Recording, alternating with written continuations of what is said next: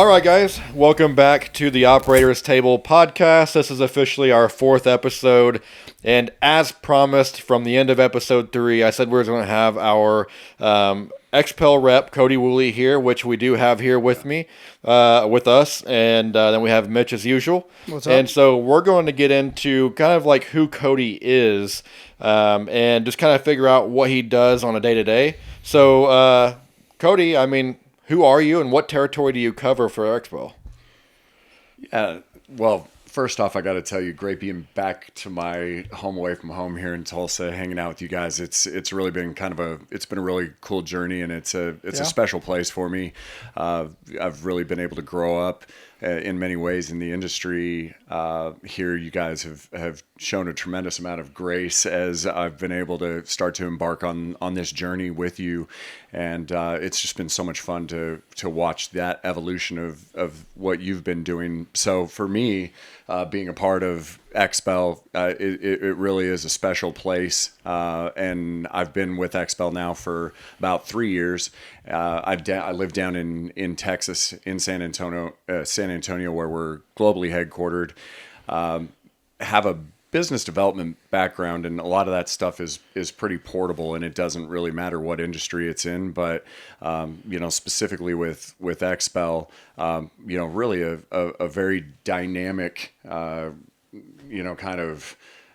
position to be in, and it changes from day to day. I currently manage the majority of Texas outside of some of the major metropolitan areas, of course, here in Oklahoma, the entire state, Louisiana, and recently have had the opportunity to start working with some of our partners in Arkansas. Very cool. Yeah. Gotcha. Yeah. And so how long have you been our rep again? Has it been about 4 years? Is that right? It's got to be coming up on 4 years, Thank right you, around yeah. there. Yeah. A little over 3 years now. A little over 3? Yeah, coming into it. So. Coming into 4 years? Yeah. Okay. Yeah, that's what I thought. It's been a little bit. I mean, we've been XPEL dealer since 2015. So we're working on 12 years with XPEL. Yeah. And you've been there for going on almost 4 years, essentially. And I will say out of the 12 years that we've been with XPEL, Cody's been the absolute best rep for us. They actually tried to move him and take him away from our territory, and I got super pissed off. He said no. He couldn't stand the thought of leaving us. Yeah. I think all of us at the shop were pretty pissed off whenever we heard about that. But, then he came back, and then everything was all good again. So. Yeah, I will say before Cody starts talking, in my experience in the position I'm at now and all the contact I have, all the times I have to reach out to XPEL, and Cody, you've been more than supportive and willing to do whatever you need to do to help us out. So I really do appreciate it. It's been a blast so far dealing with you. Yeah, thank you so much. I've really enjoyed the relationship that has been able. It's so interesting because as grandiose as it is being with XPEL, it still feels, like I said, it feels like home, and you really build these special dynamic relationships with your partners as you're watching them grow their business and the impact that has on their community. Yeah. And so I take great pride and responsibility too to be able to be in this position. Cool. But thank you. Yeah, for sure, man. And so, like I said on the last episode, the reason why we have Cody here today is not only is he just an overall great dude, but he's got a lot of insight because he's seen hundreds of shops. Was that correct? Probably hundreds of shops. Well, what's the number? If you have to if you have to guess a number of how many total shops in this industry you've walked into? Yeah, I'd say probably around 300. 300 shops. So 300 shops is what Cody has seen. So he's seen really the differences between all of these different shops and really what makes them unique and successful in their own way, and which ones are not doing so hot and why maybe some of them even fail. And I think he brings that unique perspective. I mean, he's got a ton of experience from all these different types of shops. So just real quick before we get into some of that is, so on a day-to-day, just so people are more clear about what you do, what do you actually do as a rep? What do you typically do in a week? So one of the neat things is that really does change from day to day. I'm not set into any particular, routine where I've got to, clock in and swing the same hammer per se.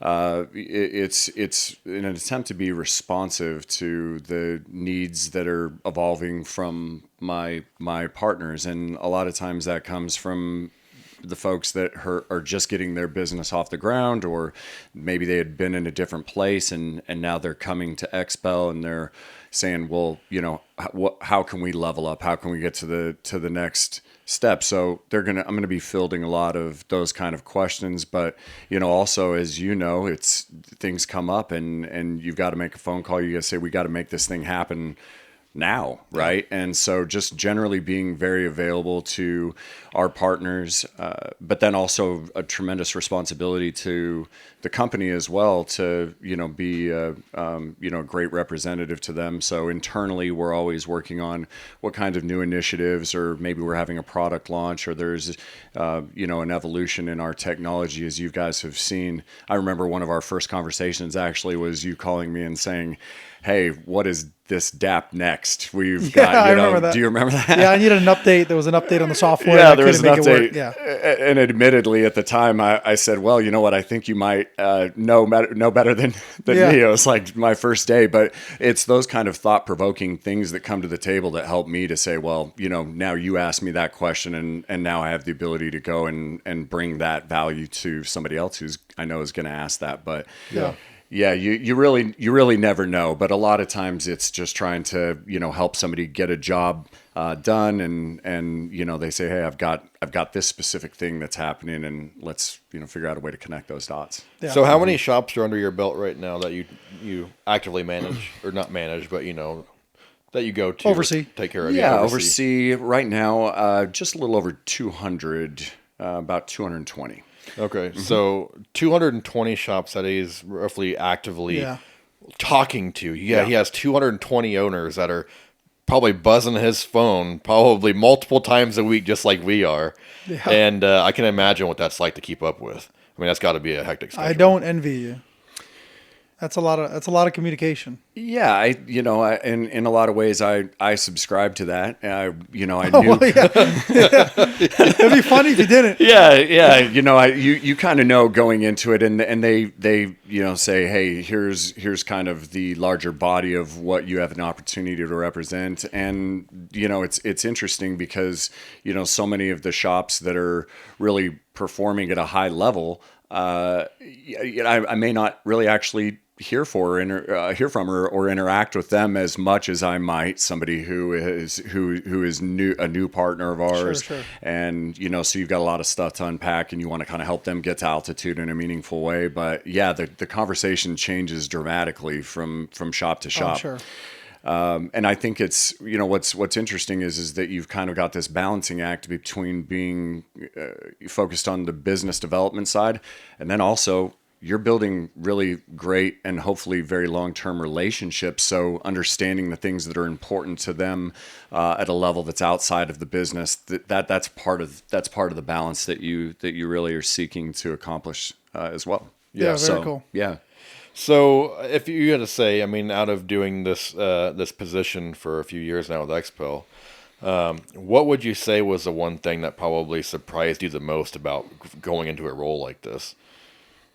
Yeah, so you come in and you say, well, what is there to it, right? You're just selling film, and I think the thing that surprised me was that coming through the door, not realizing how many business owners are really not aware of how to kind of operate and manage their business on a day-to-day basis. So you go in expecting that you're going to go into shops and these guys and gals are ready to get, I'm going to maybe even learn from them, which I do, but I think just generally that, that there's not as much business acumen as maybe you would otherwise expect in other industries, especially ones that I've come from. And that's why you're a great person to be on this podcast for now, because if we have any business owners or operators listening, they can definitely gauge. I mean, you've seen and walked into more shops than a lot of people have. Sure. So for people who are maybe starting a business or, have a newer business and don't really know the right or the wrong things to do, they'll probably pick up a thing or two from you, just listening to you talk and getting your experience and kind of your feedback. So yeah. And, overall, I mean, like I said, we've been with XPEL for 12 years. And when we first started with XPEL in 2015, they were a much smaller company. And they had all their operations work in one building.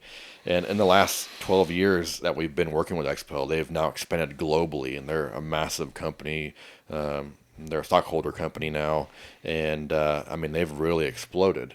And, I truly attribute some of our success as a company to XPEL as well. I think XPEL's done a lot for not only just with our brand, but just their overall support in general. And I will say that, I think XPEL's definitely grown. I mean, every company goes through their own growing pains and things that they have to deal with. I mean, they're just XPEL's now on a much larger scale than what they were 12 years ago. But, throughout the years, we've had a handful of different territory reps.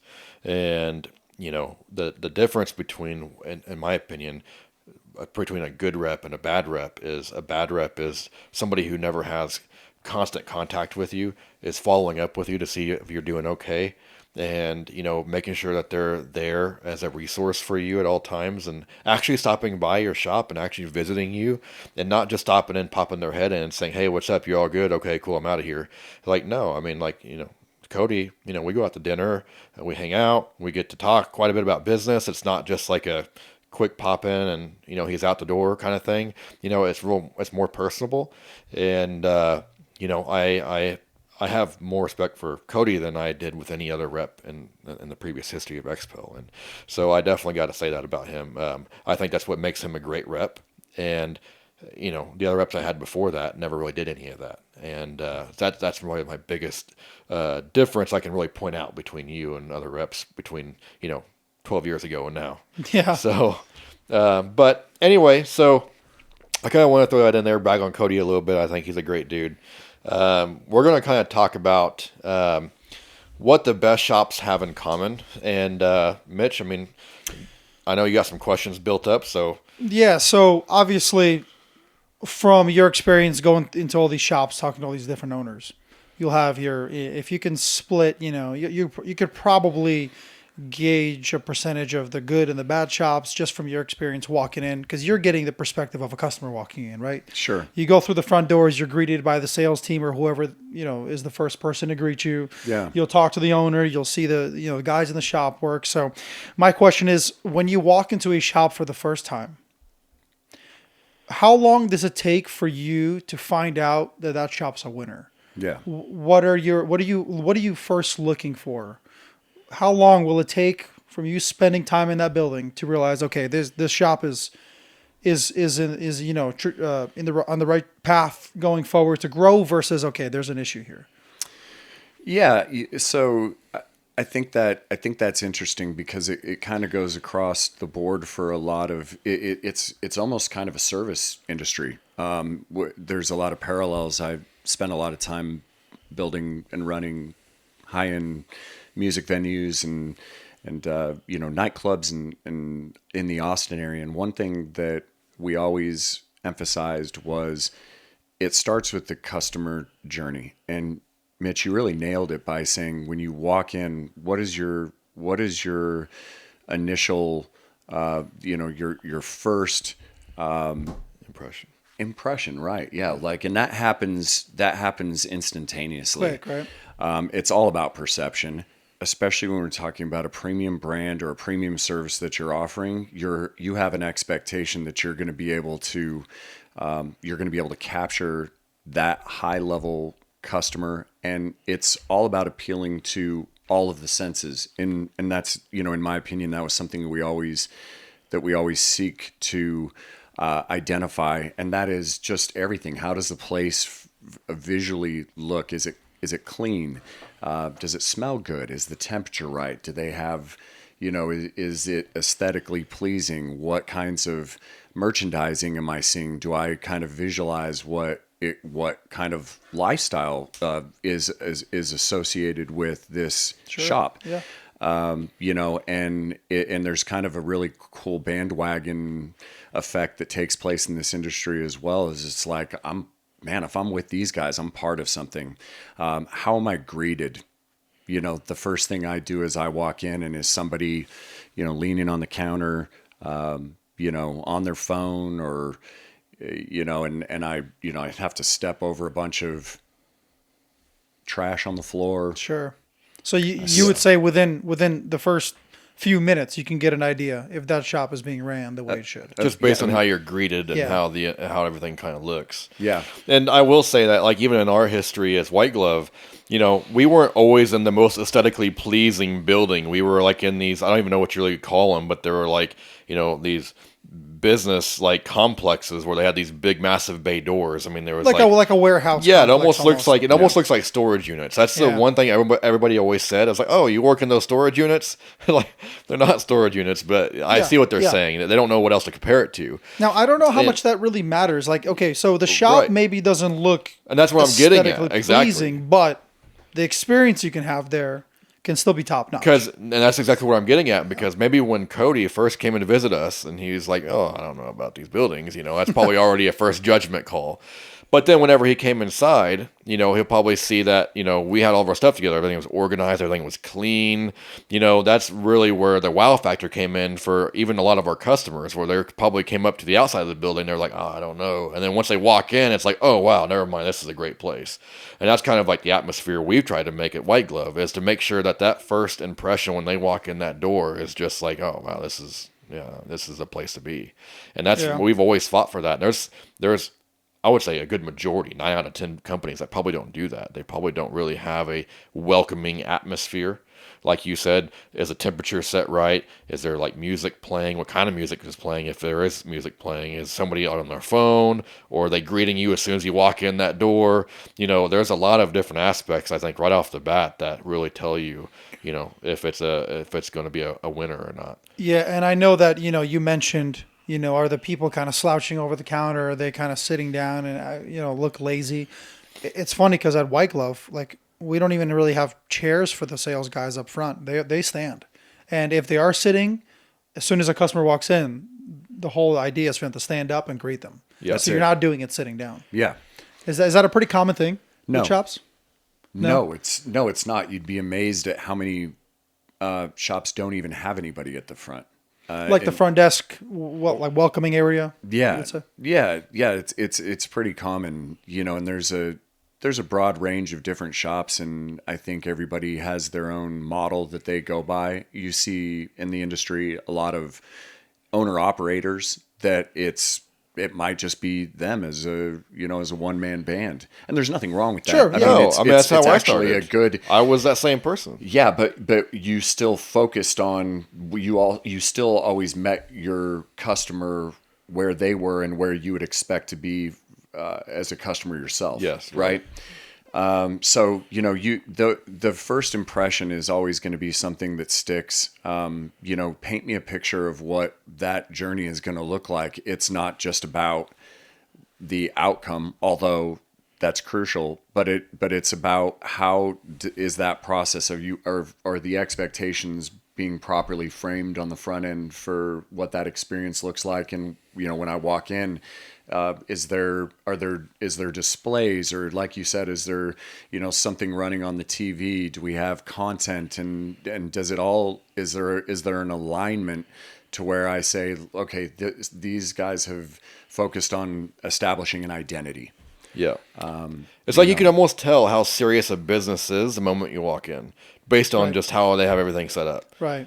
And also, you mentioned, the one-man show, and that's perfectly fine. If someone wants to keep their business small and operated by themselves, there's nothing wrong with that at all. But I will say that even, at White Glove, it's like if we happen to not have anyone up front, we'll leave the door connecting the front end to the shop open, and we'll have a little sign that says, hey, we're in the back, feel free to walk in. So, like, even if you're a one-man show, you can still probably do something like put up a sign or tell a customer that, hey, I'm aware you're here. Feel free to walk back there. I'm by myself. Yeah. Right. It's not just like the customer's going to be waiting in the front of the shop, kind of waiting for someone to come in. Well, I think that it lends itself to a pretty cool opportunity, honestly, because again, like own where you're at in your business. Right. In all honesty, that really can appeal to a lot of people. There's a measure of curiosity that comes from me. I always think to myself, even now, after I've seen everything that I've seen, I'm kind of like, what's going on back there? Yeah. You know? And normally if it's inviting, if it's something where, you know, you're saying it's, you know, that there's nothing, no secrets behind these doors, it's kind of cool for people to be able to feel like that they're also a part of something. A lot of these enthusiasts or a lot of these people that, you know, can speak the language and have been in it, they love being able to come and, you know, talk shop and see what it is that you've got back there that you're working on. And it kind of gives them a little bit of a window into, you know, what it might be like for them to do business with you. Yeah. So there's nothing wrong with that. But again, you got to own it. And if I walk in and there are so many shops that are that way. I have one that immediately comes to mind. And this guy is just a go-getter, and he's placed all of his focus on making sure that where the work is being done, all of his effort is making sure that it's just pristine. You know, That's you awesome. walk in there and as a customer, you immediately feel comfortable and secure in the fact that, hey, you know, no matter what, maybe the neighborhood, maybe is something, you know, aesthetically on the outside wouldn't necessarily be what it would appeal to me, but you got to tell that story too, you know, and if somebody's coming down there, you can kind of, you know, make light of that. And you also maybe position it in a way that appeals to the discretion. A lot of these guys don't want their vehicle to be out front and center and for everybody to either have access to. They want it to be, you know, in a private setting. And I remember when I came and visited y'all the first time, and I walked in and Brian was just the biggest smile in the entire world. And I immediately, my guard was down and I just felt like, okay, I'm in the right place, you know? And so those kind of things go a really long way. He was not slouching, leaning on the counter or anything like that. He was ready. And I don't think he even knew that had never met me before. Didn't. So you can never make an assumption. At that time, he was actually probably, I think he was a fresh hire, because I mean, he was, if you've been with us a little bit over 3 years, he was with us for just a little over 3 years. Yeah. And so that was like right around that same time frame, I want to say.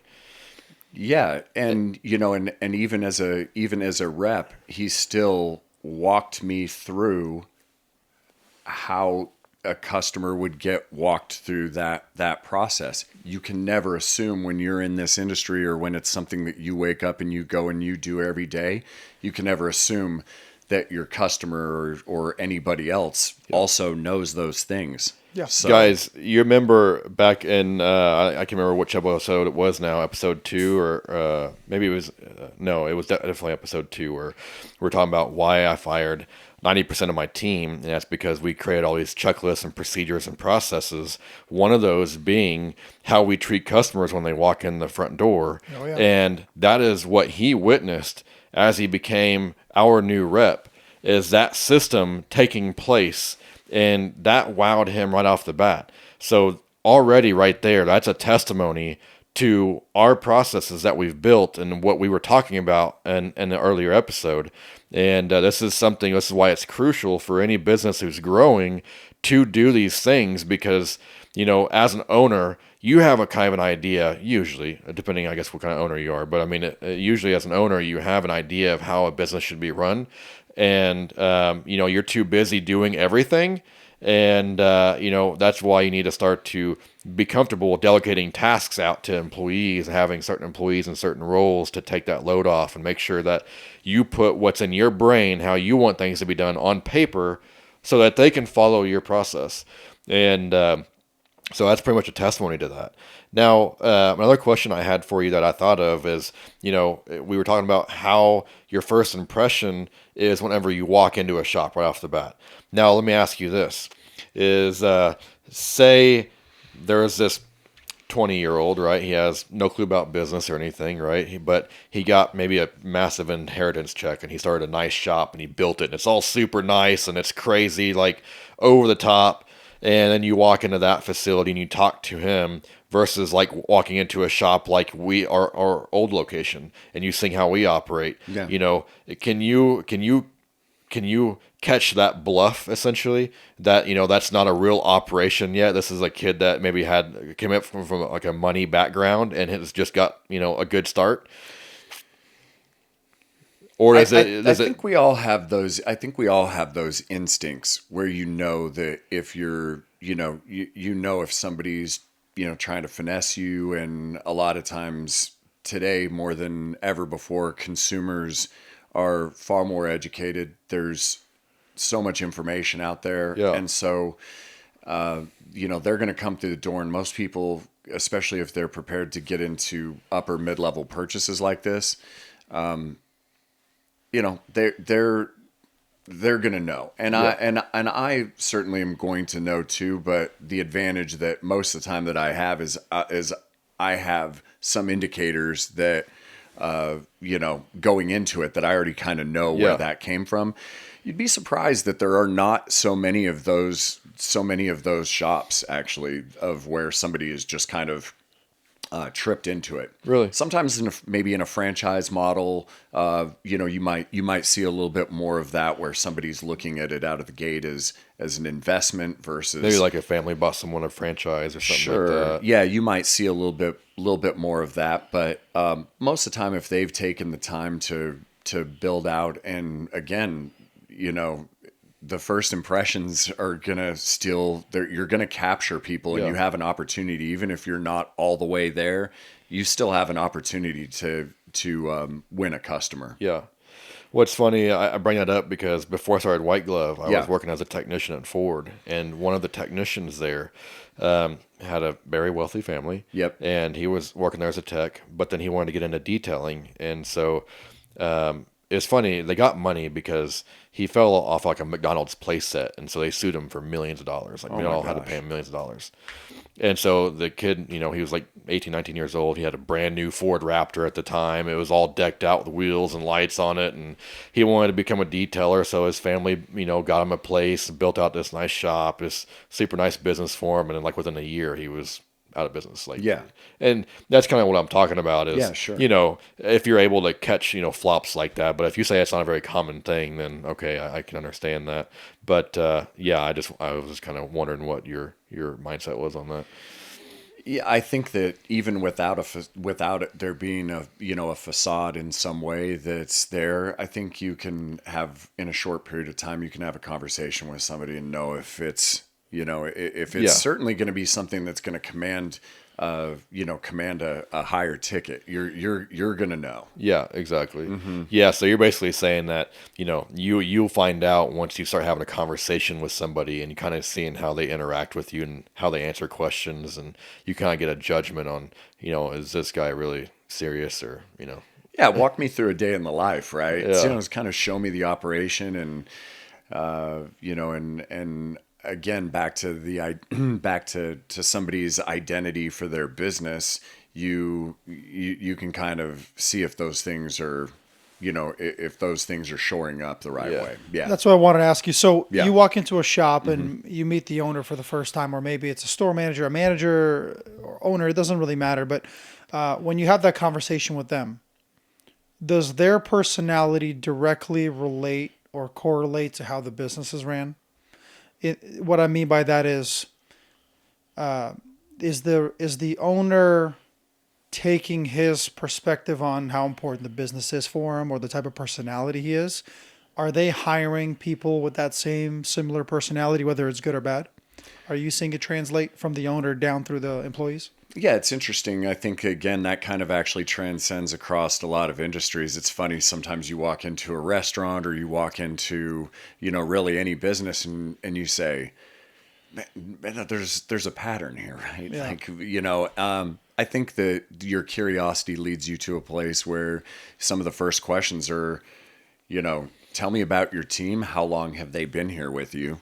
And you can usually tell, especially you say, well, you've been in business for 10 years, and the most tenured employee that you have on staff has, been there for 18 months.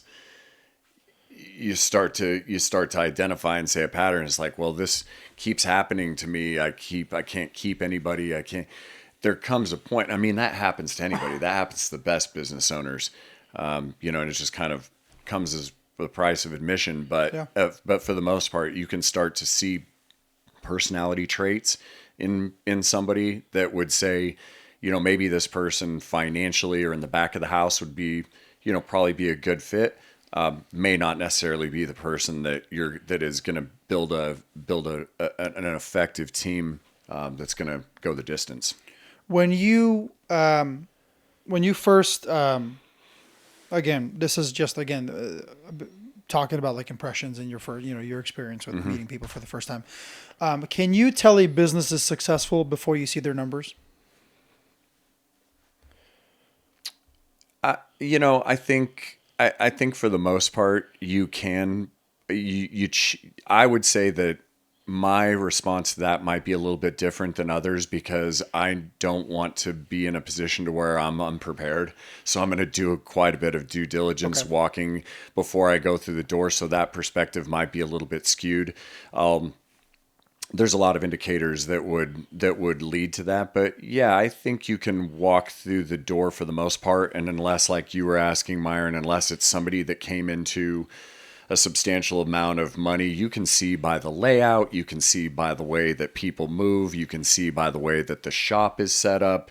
There's things, you can see where their efficiencies are pretty quickly to determine, is this a business that is efficient, and therefore that translates usually into profitability. And so one thing that we really want to make sure that we're pointing out to everybody who's watching is that,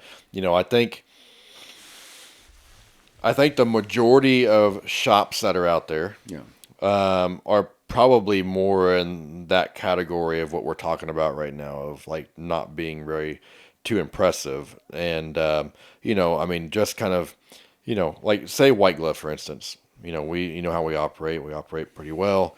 Like on a scale, like if we're that one, how many other shops, like say 1 out of 100 that are like a percentage that operate like we do, like 1 out of 10, like 1 out of 100? Like a percentage you're looking for, right? Like how much percent of all your like shops how many that you people do actually operate their shop? At least somewhat, not exactly like us, but maybe somewhat like us, where they're trying. I mean, what would you say that would be? Holistically, shop like yours, I would say that, and again, this is going to vary from market to market. You go to, let's just say, for example, you go to, Scottsdale or Miami or whatever. Like cities. That's a different conversation, because really, I mean, if you don't, you're going to get eaten alive. Oh yeah. But I would say you are probably in the top 5%. Top 5%. Maybe even. When you say eaten alive by those shops in those bigger cities, are you just referring to like the vehicles that they get or how big they are as a business? Really, or everything. Are you talking aesthetically? What do you mainly... I mean actually doing business, and I think that that's a thing in the industry. It's very interesting as you experience this. You'll have, particularly as far as it pertains to, competitive pricing, or, you can get into pretty dangerous territory quickly by finding that you can only be competitive by lowering your prices. Yeah, we actually spoke about that recently too. Yeah. And I mean, and a lot of times a shop like yours, you're insulated in a way by operating a successful business for a long period of time, where, you could, hypothetically, continue your operation for an extended period of time with lower margins than a shop would be able to if they were just trying to cut it. So but it's dangerous to the entire industry as a whole, and specifically as it pertains to, a premium brand and a representative of a company like XPEL. You have there's a kind of a different expectation, like a benchmark. There's a buy-in, and there's so many different things that come along with it. It's kind of like, well, what you're doing in the background is really the stuff that nobody sees, the things that make you who you are to the community and customer facing. So I guess, to answer your question, Mitch, when I say, get eaten alive, you're just not going to be in business for a long period of time because you cannot connect the dots. I mean, I guess, of course, you could go into the fact that maybe they might have lower fixed costs. So, if they're operating as a mobile unit out of a van, then technically they could offer those, those services for cheaper. But, cheaper is cheaper. And that kind of So, gets me into a question, yeah. actually, that you're saying that is, for a lot of shops that are probably watching this is, Yeah. they're probably in let's say a 2,500 square foot shop or smaller, probably on average. I mean, we started out in a 600 square foot shop. Yeah. And we gradually started moving up from there. How big is too big, you think?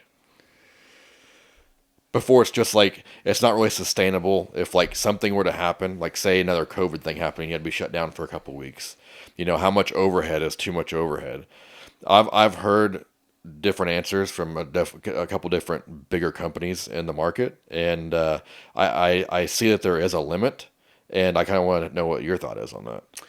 Yeah, again, this kind of goes back to efficiencies and your ability to, build a marketing engine that can sustain that. But so I wouldn't go as far as to say that the actual square footage of the shop would be an indicator of that, because it's going to be relative to, a lot of other market conditions. Yeah. But for an independent shop, I think that if you start typically getting over 10,000 square feet, you start to really be needing to be very, very efficient. And you really need to, to be able to have a good employee retention. Yeah. And because if the wheels come off the wagon at that point, then the risk and the costs that are going to be associated with trying to recover from that are going to be exactly right. And also trying to keep that shop full, right? I mean, yeah. I mean, I've seen shops out there that are 20,000+ square feet. There was one guy that actually did have like a 25,000 square foot shop. I believe it was in Dallas, and I don't know if he's an XPEL dealer or not. I mean, he might be, but essentially he got that big old facility, and then he ended up moving out of that facility to go back to like a 12,000 square foot facility, because he was just like, that's too big. That is even for Dallas. That's out of this realm. 25,000 square feet. It's quite a bit of room. That's twice our size. Yeah. I think that range in a in a market, and particularly, I mean, y'all are kind of, as I've talked about, a kind of an anomaly, because the Tulsa market, you wouldn't at first glance take a look at it and say, hey, we're going to have, a heavy hitter like y'all are in this market. But it really is a testament back to what you were talking about, as far as being able to build processes that ultimately, it's not about as much the efficiencies in a sense of the shop, or, because those are places you can sand those edges down, and you can find better ways to become profitable. But I think more importantly, when you talk about identifying what the lifetime value of your customer base is in a market like Tulsa, you've got to have people coming back. You've got to have people coming back to that shop, and so I think that square footage is probably probably the sweet spot. Yeah. I don't know what you've heard, but I've always I mean, I think that sweet spot is exactly about what I've been hearing, is usually between the 10 and 15,000 square foot range is golden, and really anything more than that is overkill for a lot of markets. And usually that's just time for a second location at that point. Don't grow that one space to be massive. Just get a second location if you wanted to, because then at least if that location fails, you still have your main location, and it's not too much overhead or whatever. It's not all riding on one location essentially. And so anyway, that definitely is in line with what I'm saying. So. Well, consider this. The other side of it is what I think, again, all of these things are a little bit subjective, because what are your, what product offerings do you have, right? Like, so in a shop, you might need a larger shop if you're doing, you have a marine program. Yes, right. Or something, right? Because the units themselves are going to take up more space, or yes. if you're, so there's but those units also command more money as well. No, no, absolutely. You're right. And also you may have groups out there that do a lot of dealership work, where they're valeting those cars to their shop, and you still have that retail arm of the business that you don't want to necessarily be playing complete Tetris to get vehicles in and out, higher liability, things are moving around. But of course, if you've got, if you're real tint centric and you're able to get a ton of stuff in and out of there, the square footage is going to play, is going to play different. Yeah. Also shop layout. Let's take a look at your original shop, right? Yeah. I mean, y'all are magicians. When I went in there, I said, "How in the world? 4-post lift? Oh, you go around the corner. We make room. We made it work. It's incredible to see that, and I think, it is really unique to go in and see shops and see people's creativity and how they're able to really make the most of the, it's interesting. I've gone even into places where, like, the showroom has more square footage than the. Than the shop space itself. Speaking of shop space, right, Myron, we spoke about this. Our shop is exactly how big? Do you remember the square footage of just the shop itself? Our total building is 12,500 square feet, or a little under that. Yep. Our shop space alone, where cars go, where we actually work on cars, is like 8,000 square 8,000. Okay, so I want to make sure that people understand this. You don't need. I don't want owners to feel like they have to get a massive space because they're going to need it, or they feel like it's necessary to look good. We have 8 full-time employees in the shop right now. Yeah. And then we also spoke and we came up with, we could probably hire 4 more people for a total of 12 just in the space we have. Yeah. I mean, realistically, like, let's say in our space. So, 8,000 square feet of that is like workable shop space where you're making money. Yeah. I estimate that we can do approximately $4.5 to $5 million a year out of that space. That's a lot of money. And that's going to be a crammed packed shop for majority of the week, every week, all year round at that scale. But I also think that that's also going to be like the market cap for Tulsa. I don't really see like a shop like White Glove expanding past that $4.5 million mark. And if they do, I mean, they're capturing. We would have to be capturing a massive amount of the market. And there's tons of other shops, and it's not really realistic, I don't think, in the Tulsa market to go past that amount. So that's why I got the shop size that we did, because I felt like that matched our market size. Yeah. If that makes sense. Yeah. I just want to make sure that if someone's thinking of starting a business, or if someone's new to this and want to grow into a larger shop, you don't have to overextend yourself and spend more money on the rent or whatever it is. No, you just start small and work your way up. Like I said, I started in a 600 square foot shop. I could fit an F-250 in my bay, nothing else, and that was cramped. I had to like squeeze around it just to work on it. And, then we worked up from there. So, I mean, you just kind of, as your business grows, you also up your building space. So don't just go out there and, get something, way more than what you need right now. Cody, go ahead. Well, I think to kind of close that out, I think you brought up a really important thing to consider, because a lot of times I'll talk to business owners that are getting ready to grow into a new shop or whatever, and they say, well, I'm getting into this new 5,000 square foot shop.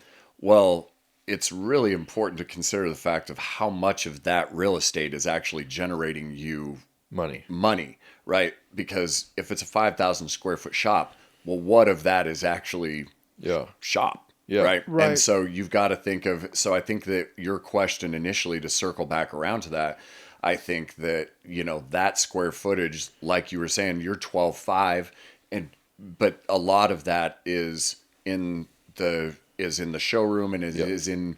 Yeah. We have about 3,500 square feet of unusable space that doesn't make money. It's just there for show. Customer experience and offices. That's what's so crucial about this. And you go in, and it's also taking into consideration the climate that your equipment is in. The place dedicated for inventory and graphics and all the other things that are going on, understanding how to generate meaningful content, having a place where you can go and take them, as you guys have set up to go and film. And I mean, so there's so many little nuances that goes into that. Those things may not translate or realize into direct revenue, but they're all. It definitely, right? yes. Yeah, they all. I agree with you. It still generates money, just Yeah. not like in the sense of what most people are thinking. It's adding credibility to your business usually over time as these, I call them wow factors. That's You it. know, you wow a customer, and the more wow factors that you have, the more that you get the customer to say, wow, this is nice. Wow, man, look at that. Wow, look at that car sitting in the showroom. The more times you get a customer to say that, the more likely you're going to book that customer. Already, it doesn't really matter what business you're in. If you get a customer to walk in your door, it's a hot lead. You have like a 75% chance you're going to book that person because they're in your door. And then you can increase that percentage by just how nice everything looks, how you treat the customer, everything. And so I think that's what I try to do is maximize the probability of booking a customer when they walk in and they're like, wow, like I want to come here. That's it. It's the perception, and if you're going to ask, the thing is that on any the same vehicle, we could take the same exact vehicle and we could put it in 5 different shops. For a customer, a lot of times, if they feel like they are in an environment where, and you're in a sales environment, I'm going to feel a lot more uncomfortable telling you no when you tell me, hey, this is what it's going to, because you've already got the bona fides. You've already established credibility to the fact that we're the ones that are supposed to be here doing this work on your vehicle. Yeah. And so they're not going to look at it and say, man, I mean, just at first glance, there's no way that I'm going to pay. Those psychological things happen for a lot of people without even knowing that that's going on. Yeah. That's the beauty of it. Yeah. So I want to just to kind of close out the sure. the good and the shops that are winners that you've seen. If you had to give your top 3 things for any business owner to have in their business that they could do tomorrow, the top 3 things from a customer perspective walking into that business for the first time, what would you say the top 3 things are that an owner should do or should add to their business to elevate that experience? to elevate the experience and gain trust with the customer? And so what do you got for me? Well, first off, find a way to tell a story. I think walking in and then painting a picture for me of something that I may not have considered, your menus, letting somebody kind of walk through and actually have, have things tangible in the lobby that kind of articulates what it is that you're offering and why. A salesperson, have somebody up front, make that investment. It's the classic conversation that we have of, which comes first, right? Like you can't expect that you've got to that. Well, once I start making enough money, then I will bring somebody in that can fill that space. Yeah. You've got to have somebody up. You've got to have somebody up front, somebody that's greeting people, somebody that's answering a phone, somebody that's presentable and knowledgeable about your products and is enthusiastic to deliver them. And so I think those 2 things are crucial. But ultimately, I think that the other side of it is just going to be to have a clean space, and like I said, to appeal to all 5 senses, the absolute best that you're able to do. I 100% agree with all 3 of those, actually. And the biggest one I really agree with is having somebody in sales. I was probably 3.5 years in or so when I hired from my first sales advisor. And the amount our sales increased because of that, just because of the fact that we were answering every call that came in. How many shops out there can somebody call and then the owner doesn't pick up the phone, or whoever is there doesn't pick up the phone, and maybe it takes them like an hour to get back to that customer that called? That customer's already booked somewhere else. I mean, you've already lost that customer. That's the thing. These guys who are looking for work are going down the list on Google, calling all these shops back to back to get prices. So you probably lost them. Yeah, exactly. So having that person for sure, because that right there is already customer experience. Answering the call the first time, having when that customer reaches out to you and having somebody that can actually talk to him right away every time, that is definitely crucial. Yep. We all have the capability to do it. It's, I think you take pride in your business and you feel like I can do all this better than any. If you want something done right, do it yourself. You have to be comfortable. You have to be comfortable to be uncomfortable in that moment for your business. It's fascinating in this industry more than ever in any other industry, and I've spent a lot of time across entertainment, medical, finance. I've seen it all. How it's really fascinating to me how risk adverse in the weirdest places business owners in this industry are. It's like, well, I want it to come to me first. I want to have the revenue, and then I'm going to make the investments to elevate that experience. Yeah. Consistency, and the things that you don't see can also be the things that are the most impactful. And treat it like a science experiment in some way, right? When you're trying to figure out how a business or how you can create improvements, you don't know how to do that unless you can isolate specific variables to say where is this going wrong in our sales process. You have to do and say the same thing every single time. And that gives you the ability to say, okay, let's turn this knob over here a little bit. And so the things that they don't see are exactly the things that you guys have just said over and over and over and over again, that 5%, it might even be less than that do it, that have defined processes. Yeah, I agree. So that would be, I kind of combined the visual and just kind of the way that the overall visceral experience of being in the shop is. It kind of was redundant in that, but I would say the sales, the initial visual and the initial, experience, the first impression that I have, but the consistency in the fact that every single customer is going to enjoy the same experience when they come into your just that consistency on the phone and in person. Yes. Keep it consistent. That's it. All right. Mm-hmm. Well, so do you have anything else to add? I don't. Go ahead. So, obviously you've seen the good and you've seen the bad in shops too. You've seen a lot of shops. So let's talk about the bad or I guess what kills a shop. So in your opinion, what is the biggest red flag you're seeing from an owner? I would say that one of the biggest red flags, the things that stand out to me, is inventory management. Okay. That starts to give me indicators that something isn't quite right. Being able to be prepared for that scenario where it doesn't go the way you planned it. The day doesn't go the way you planned it. Something ends up, the plotter messes up a bunch of film, you miscut, somebody's not, now that job's on hold, now the next day's job's on hold, then the next, and it starts to snowball.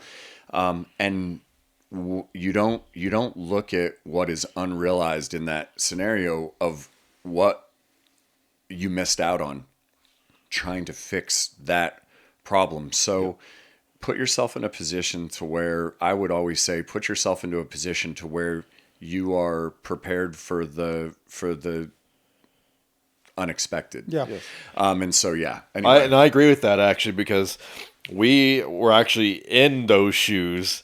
And when we moved into like this new building, it cost us a bunch of money, and we had to take out quite a bit of loans and all that stuff. And it really affected our inventory management. Yeah. And we were on such a streak of ordering things last minute, and sometimes it wouldn't show up, or it'd be late, and then we have to push a job back, and then it pushes the next job back, just like you were saying, it snowballs. And that can really be bad, especially for like a smaller shop that really needs the revenue in as quickly as they do to stay alive.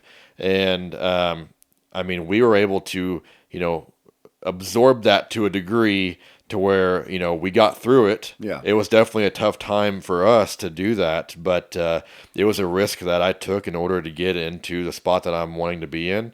And I would definitely say inventory management's definitely it could be a big red flag. But I think also it could indicate some other issues as well. Well, and I think that, and I say that because that's really, you ask for indicators. I can't really necessarily go and shave all the different layers back as far as, sure.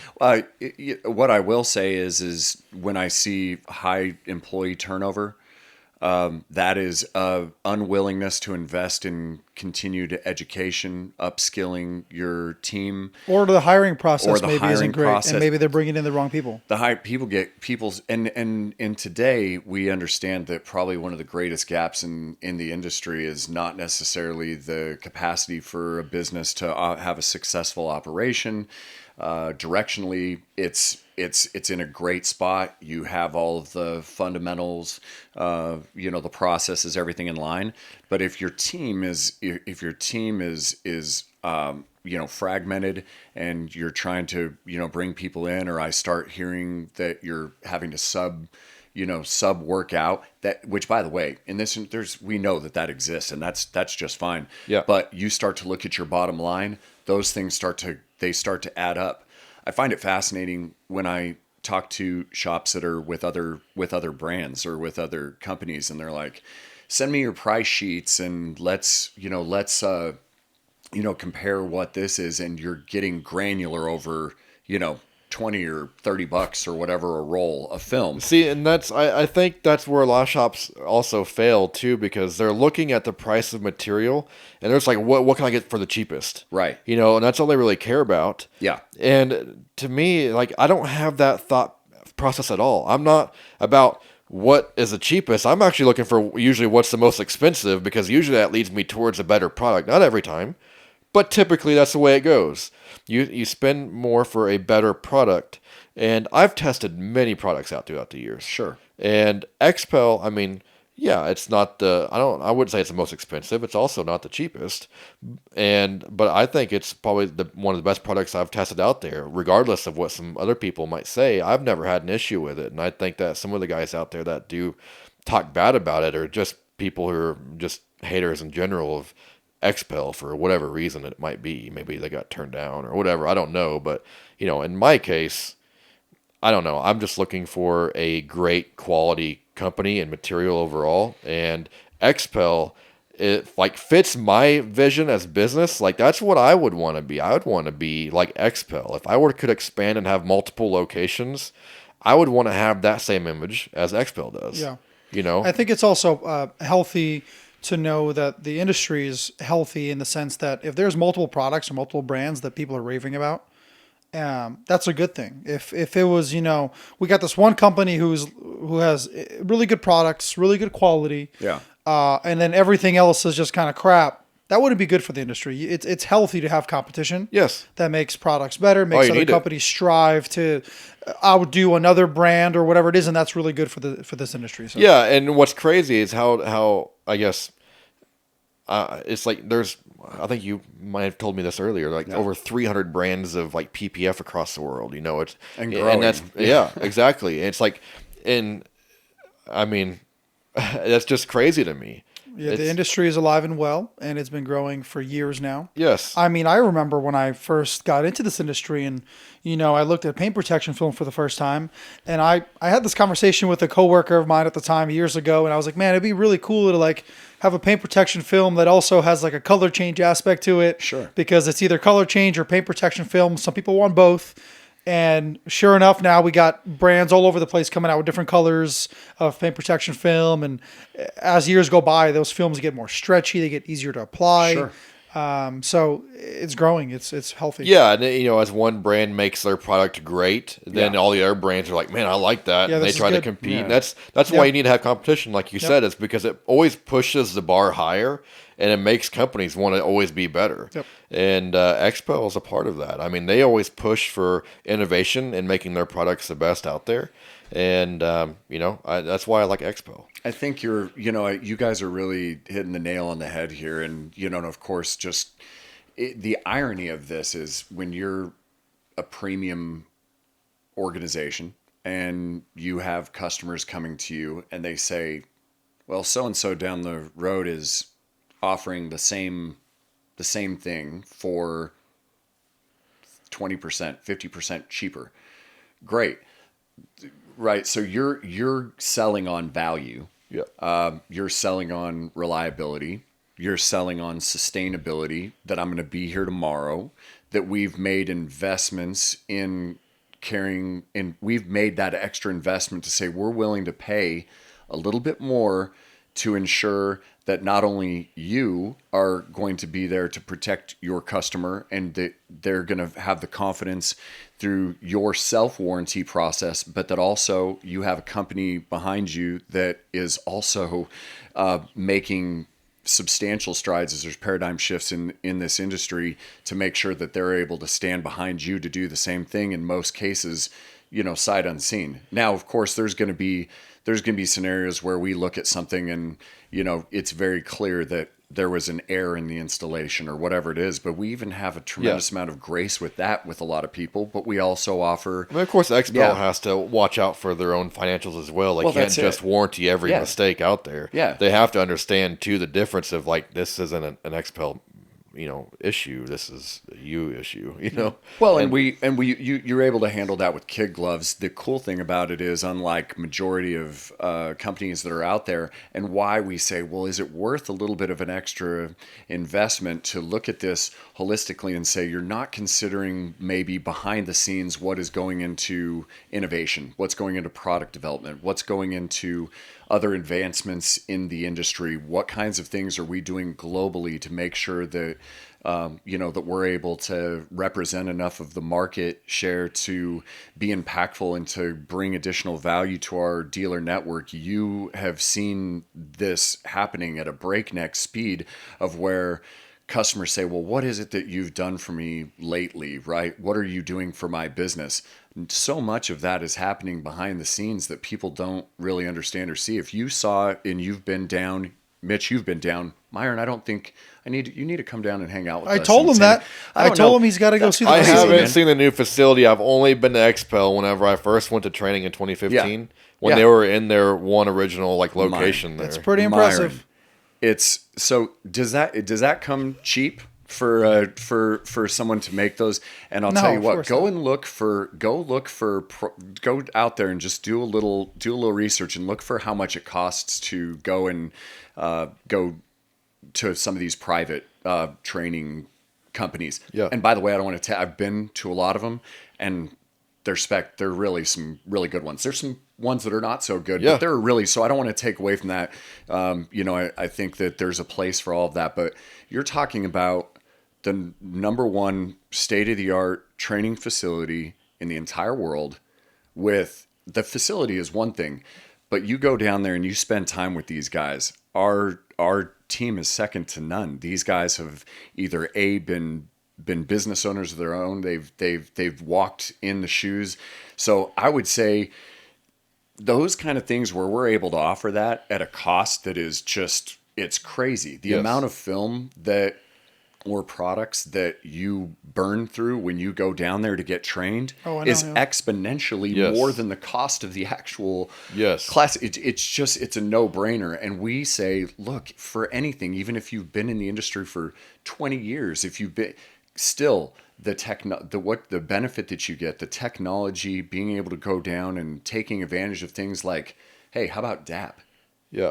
I mean, having your own access software, to that. So you take a look at it holistically and you say, okay, so is the only priority that you have getting cheaper cost of goods?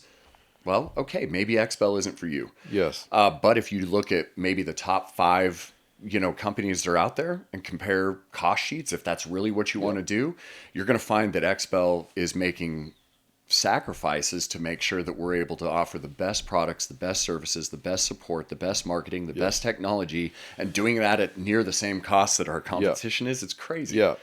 And I do think that, some of the people out there who, because I see it more on social media than anything, where there's some guys out there that are advocating against XPEL. And I personally just think that, as you get bigger, obviously, I think it's with anybody, even if White Glove were to continue to get bigger, you're naturally just going to grow haters. You're naturally going to increase that response of people that want to like fight against that. And I don't know what that is, but it's mind blowing to me because I've never had any negative experience with XPEL. I've always had a great experience. Even with when I said earlier that Cody's been my best rep, even my reps before him who never even visited me or really even called me, it was still a good experience overall. They did everything I ever wanted them to do. And I actually had a question. Is you probably know this, I don't, but out of the top brands that are out there, does really any other brand out there offer a labor warranty on the work as well? That you know of? I don't know officially, like if it's in writing or if you went and you filed a warranty claim with us, there's a very clearly defined and for the most part I would say very generous labor component to our warranty. Yes. And not to mention whoever the team that is in our warranty department, they know their stuff. Yeah. I mean, they do. We don't have the wrong people in those positions. And so sometimes people might not necessarily like the response that they get. Yeah. But and really to their benefit, we will even say, hey, for the out of good grace, we're going to make sure to take care of you because we love you, because you're our partner, and we have a shared responsibility to make sure. But I don't know. I would be curious to find that out. Yeah, I've always been kind of curious on that as well because I see a lot of stuff online too where people talk about, especially in like PPF groups and stuff, where like XPEL pays for parts or for material and labor. And, some people out there are like, oh, BS or whatever. Nobody does that. And it's like, well, XPEL really does do that. Now, it might not be to your shop labor rate, but it doesn't really matter. I mean, if they're giving you a labor amount at all, I mean, that's already more than probably 99% of the other PPF companies out there. That's massive support system from XPEL. That's what I was going to say. Support system, right? It's you have a company that is backing you in more than just their product. Yes. Well, if I may, I'll also say when you're in a position to where your warranty rates are next to nothing, you can kind of offer, you know what I mean? When we don't have a lot That's of true. warranty. You remember when I was having this conversation the other day, like the old Maytag commercials, right? And and you got these guys, the repairmen sitting around, playing ping pong or doing whatever they're doing because they got nothing to do. The phone's not ringing. Yeah. And not to say that it's not, but the thing is, and you talk about, in mass manufacturing or you're talking about a global footprint, the difference between, having effective warranty process for a company that was the size that it was when you came down to XPEL versus when you start to look at that globally, and it's a publicly traded company. You've got to have guardrails. You've got to make sure that things don't get out of control. But that's why, and not to go on a tangent here, but you bring up something really important. That's why we invite our dealer network to adopt full product line, to have that adopt, because our product development and the research that we've put in, we know that our products play nicely together. Yeah. We don't have the interest in going out and testing all 10,000 different coating products against our film, and we'll have shops that'll say, well, we self-warranty, our work, until they don't. Until you got a $15,000 job because somebody put something on the film and, next thing you know, it's yellowing and you try to take it off and it takes the paint with it. And then they're saying, well, it's XPEL film, so XPEL will take care of it, right? So we want to protect our dealer network. We want to make sure that we're able to keep our costs, in the right place to keep them profitable. And some people will translate that or receive that as being that XPEL's, telling us how to run our company or whatever. And it's really, at the end of the day, it's an opportunity. We were talking about this in the sense that a lot of times you don't necessarily see in real time what is happening behind the scenes to make your tomorrow better and more profitable. Those investments that we're making in the ask, we say, well, look, when people walk into your shop, we want them to know that they're in an XPEL location. There's a lifestyle, there's a pride that's attached to that. And I'll tell you what, walk into a White Glove and see if you know you're in an XPEL location. I mean, it's absolutely gorgeous. I mean, it's all yellow, black, man, gold.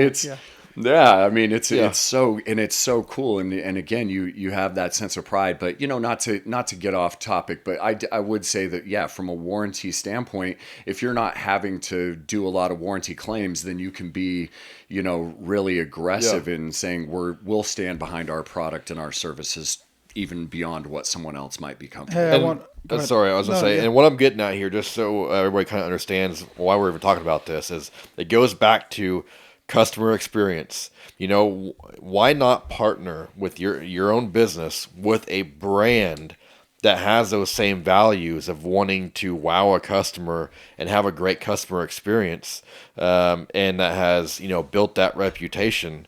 And I think that's really what I was trying to get at originally when we brought this up was, I'm looking for a brand that is going to elevate my level because, they put out the image that I want to be at. Yeah. And so it's something for me to kind of have a goal towards. And, we're getting there. I mean, our shop now, like you said, it looks like XPEL because I love the look of how, if you go into an XPEL building, it looks nice and high end and it's beautiful. And, that's what I'm going for is that same look. Yeah. Hey, so Cody, I want to just get back on track. Yeah, sure. No worries at all, man. Yeah. But I just want, again, business owners to kind of get some more feedback here. Sure. So what behaviors from shop owners destroy culture of their business?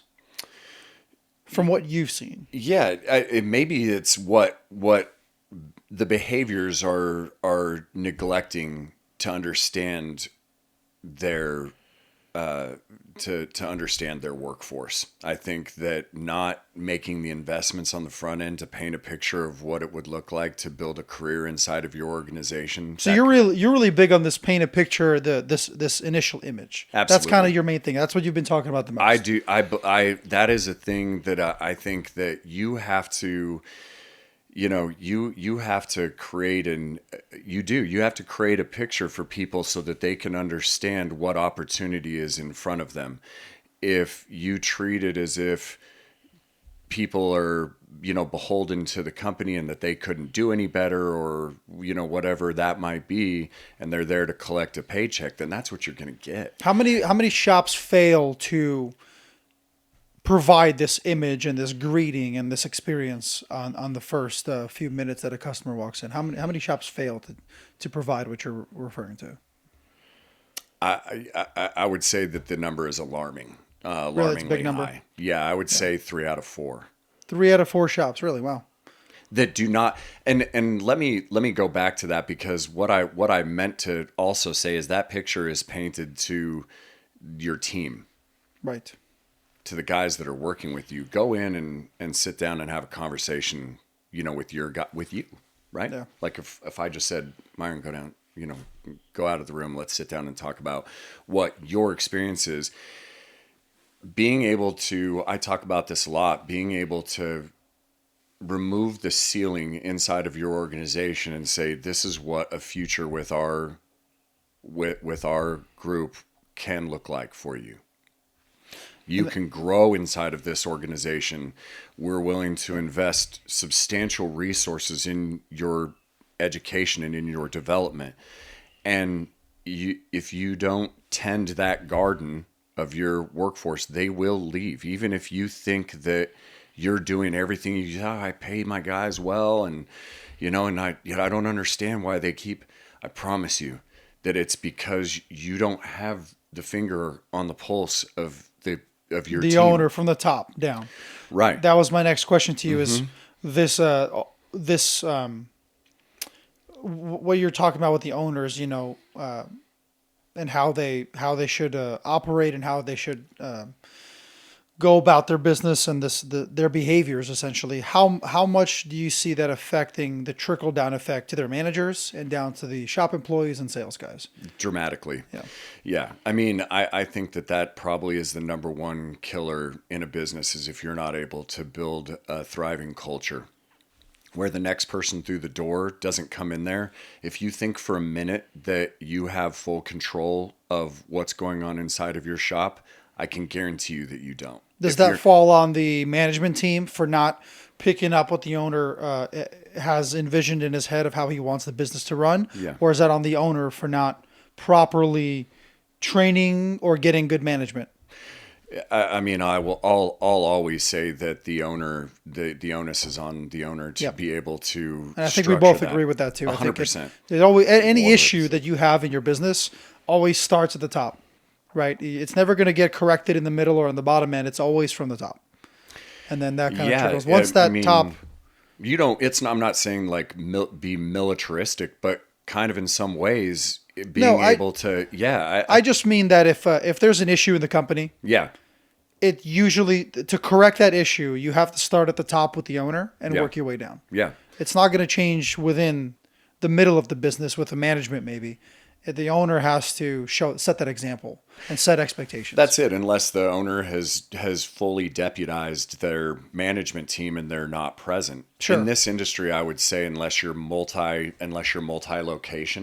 that it's crucial for the owner to be able to be present in the business, at least if the structure is we're going to do a weekly meeting, we're going to do an all hands on Monday morning, and we're going to talk about how we're going to attack this week. Here's the product management. Here's what we're doing. I think a lot of owners that I talk to that have found a lot of success, actually, I'm not talking about, say, here's the login to my bank account, but there's a measure of transparency of how the business is able to be operating, and it helps the team understand what direction are we walking. You led me into my next question, which is from the shops that you've seen, how present are the owners, and how often is the owner participating in the day-to-day of the business for a business that does not run well? Yeah. How often would you say they're? Well, I think that they're in most cases they're still omnipresent in their business, but it's in what manner. Right. Like just sitting and watching the cameras is a lot different than understanding. Actually being, You can be there. Yeah. You could physically be there. Right. You could go and unlock the doors. Sure. But the thing is, and it's like there's this delicate balance, right? Because there's a place where it's also you got to be really, really strategic about this, because you can't go and be friends once a company gets out beyond a certain size. Maybe I say you get about above in between 5 to 10 and then beyond. Yeah, you really can't be friends and go out. I've experienced that myself. Yeah. I've seen in my experience from different businesses. You see those, the ownership, how they act like your best friend, and other shops where it's business, right? We'll have some fun, but when it comes down to getting the work done, it's important to be able to flip that switch and understand that business is business. You could do team building, sure, and you can do things like that, but at the second you start isolating and building, and the rest of your team sees a different relationship between you and this person, and you. There's a fraternization in a way that goes beyond what is healthy for the business.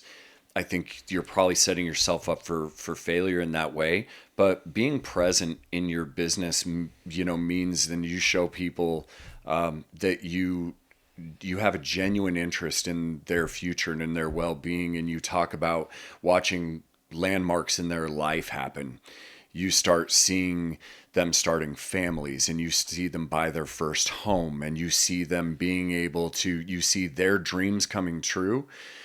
And you knew that those were their goals from the beginning, the same that you set goals for your business. And if you're not doing that, if you don't have it on paper, and if you're not intentional about what direction you want your business to go, then you're aimlessly wandering. Yeah. Right. So it's like whatever you want it to be. If it's just to cover the nut, and I want to take my family on 3 or 4 vacations a year, and I want to be able to lock the doors whenever I want, I don't have to keep regular. Great.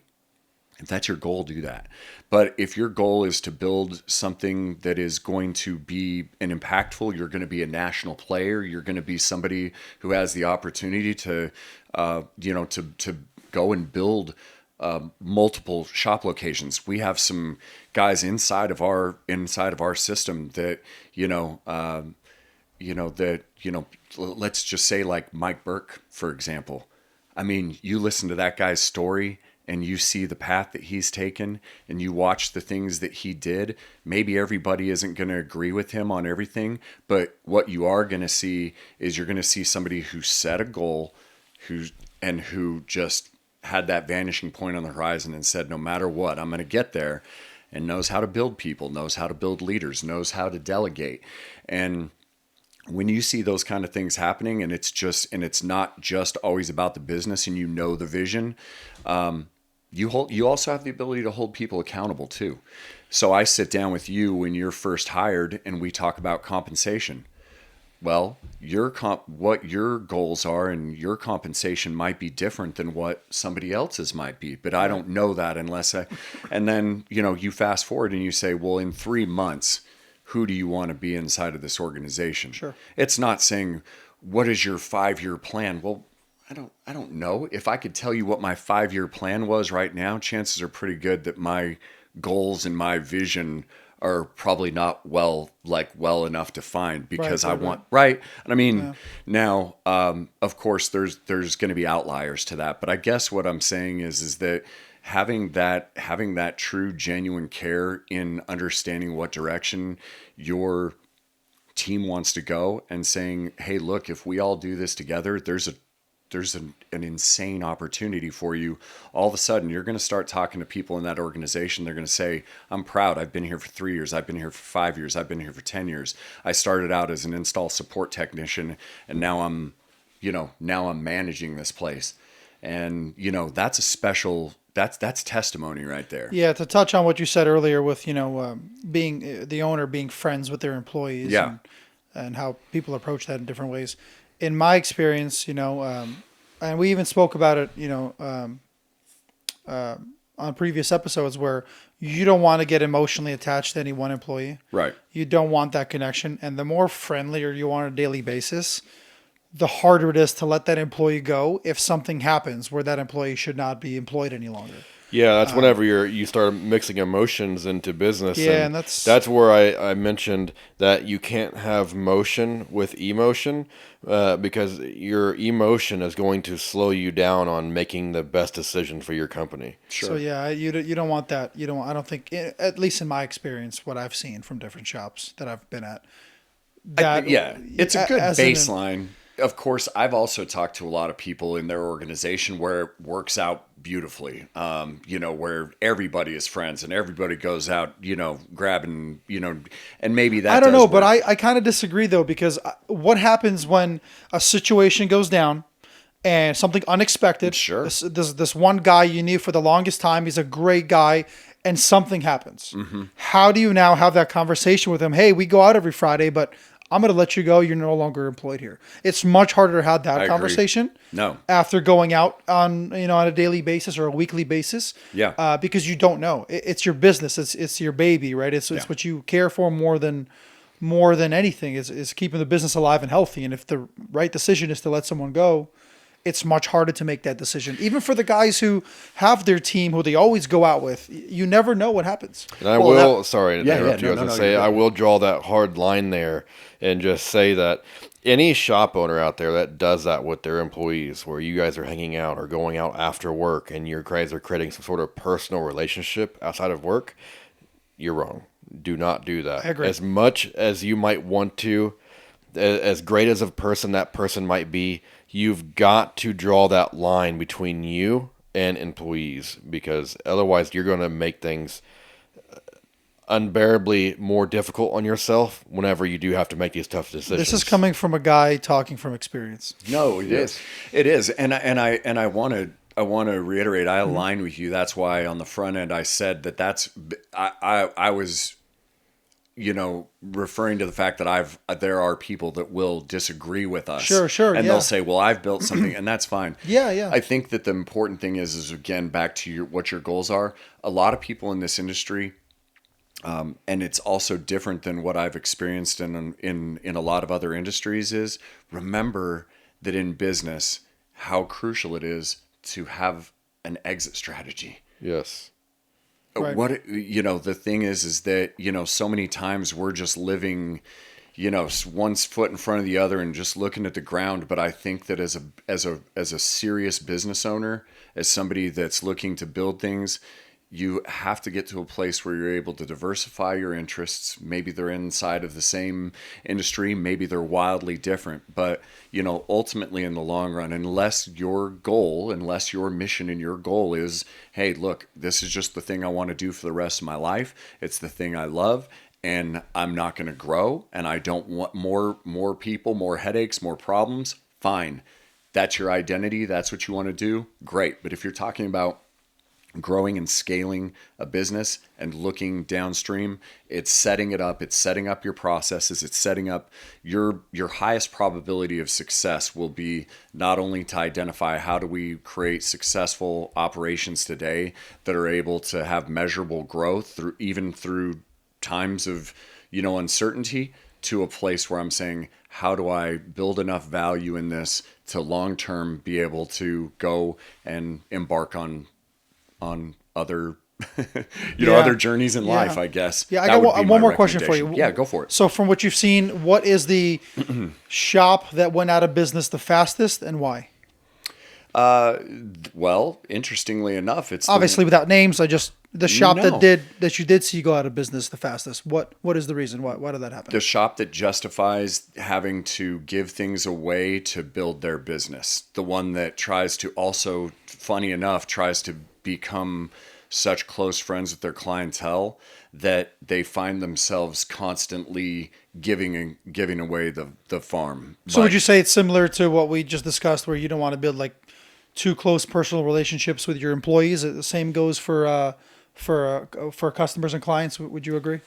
Delineating business from personal relationships. They're going to exist no matter what. We know in this industry, everybody's going to go and they're going to go to Cars and Coffee, and they're going to go out, and everybody wants to, kind of go out and show off, and those things are great. We go to the races, we go do whatever. But when it comes to business, it's building value in different ways to your customers. I think it's a slippery slope. If you start off and you think, well, I'm going to build my business by giving things away, or this is going to be a demo thing or whatever, all of a sudden you'll find yourself doing that more and more. And just like anything else, if you start low, it's almost impossible climb back out of it and kind of get out of that ditch that you got. You really have to be able to stick to your guns and say, I know what my target margins are. I know what is going to allow me to grow. I know what's going to create a successful and profitable business. And I'm not going to deviate from that on behalf of like building out personal relationships or doing favors or, giving things away. I would say that and I say that in starting out, Long term, I think that it's just always going to come down to financial responsibility. Keep track of your books, taxes, pay your taxes. Yeah. Pay your taxes, exactly. I would say, actually, the more I'm kind of running the script in my mind, I think that the place where people get in so much trouble is they say, well, the sun's going to come out in Q2 or whatever it is. I'm going to justify using this for this. The holidays come around, a birthday comes around. I'm going to borrow a little something out of that. Get a good bookkeeper. Yes. Get a good accountant. Don't pretend like you can do everything yourself. Maybe you can, but you can't do all of it the way that it needs to be. I'm going to tie into that. Am I right? Oh, you're 100% right. Yeah. And I want to tie into it because I see a lot of shops, and I've seen people actually get in trouble for this. I've known people personally had to have their businesses shut down because of stuff like this. Most shops out there will have what they call full-time people on staff, but they're not W-2 employees. They're 1099 contractors. That is technically at least in Oklahoma, illegal and is a form of tax evasion. And if you've been operating that way long enough and you have enough people under your roof as an employee, and you're not paying payroll taxes, you're not paying workers' comp, if these people are not true subcontractors, you are going to get shut down. And that is going to happen sooner or later. It might not happen in next year. It might not happen in 5 years. But it's going to happen at some point in time. It's going to crack down on you. And because you're not properly employing people. A true subcontractor has their own LLC, their own business, and you are contracting that business to do work for you.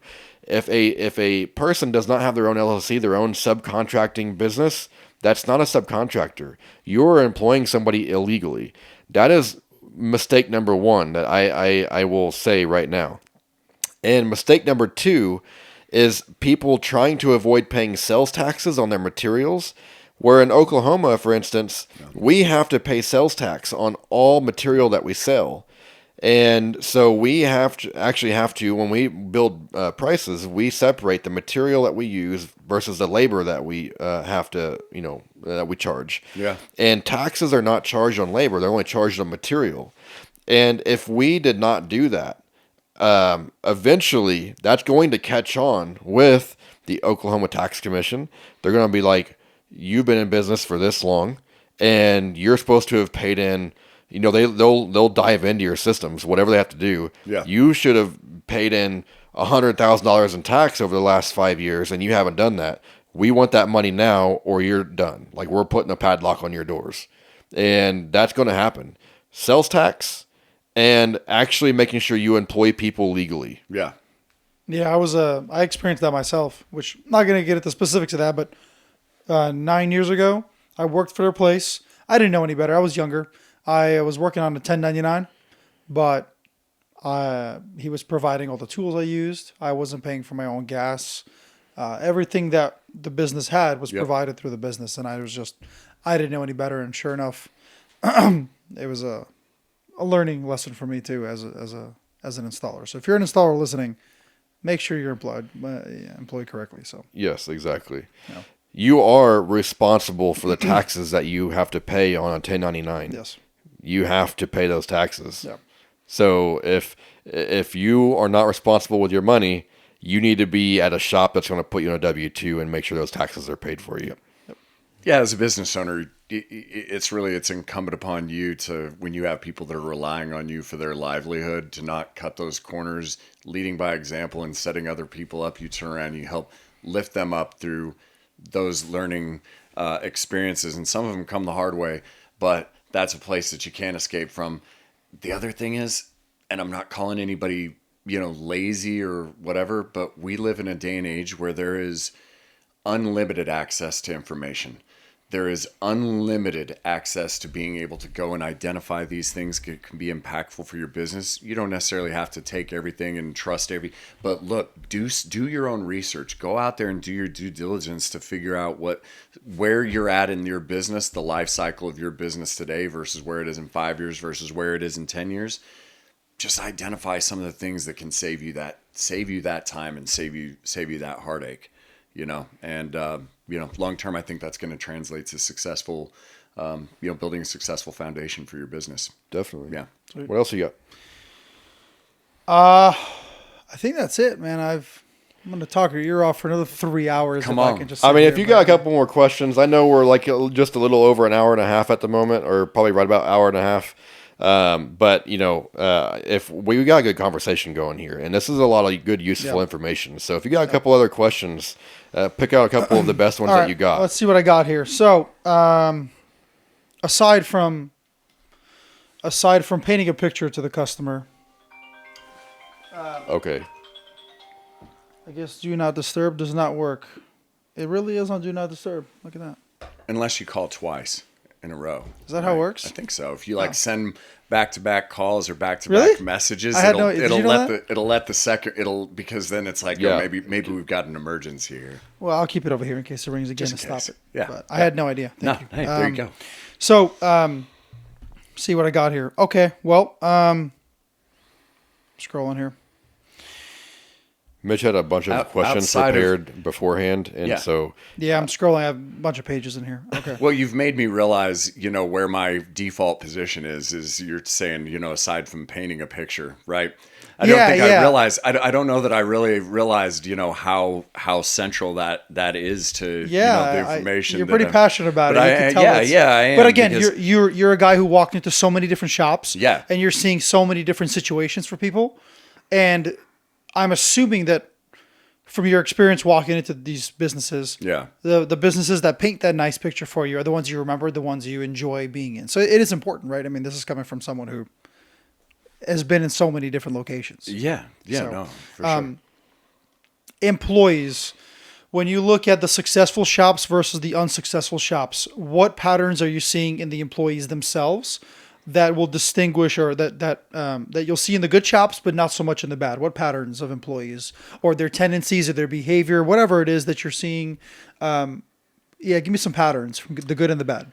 Well, I think this definitely goes back again to leadership, being able to set the stage and provide a fertile enough environment for employees to grow professionally and personally inside of the organization. So, well, let's say not even from the leader perspective. Let's say the leaders of a company that's growing well, and the leaders of a business that is not doing so well.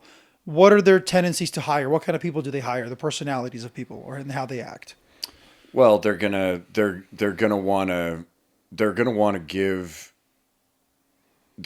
give a working interview to see how somebody is going to fit into the dynamic of their shop. No matter what, it's going to be unique to each shop. But you'll notice that when you go into shops, you'll see the guys who are willing to pick up the mop. They're willing to, not necessarily that's what they're doing, but somebody who is going to be able to self-initiate, particular tasks. Somebody that's seeking to understand the way that the business runs. How can I do this a little bit better? Somebody that might say that if they're given an opportunity to stay a little bit longer, taking that initiative to get the job done before they look at the clock and say, well, it's, I'm getting paid out. There's time to get out of here. Yeah. Would you say these are the type of employees that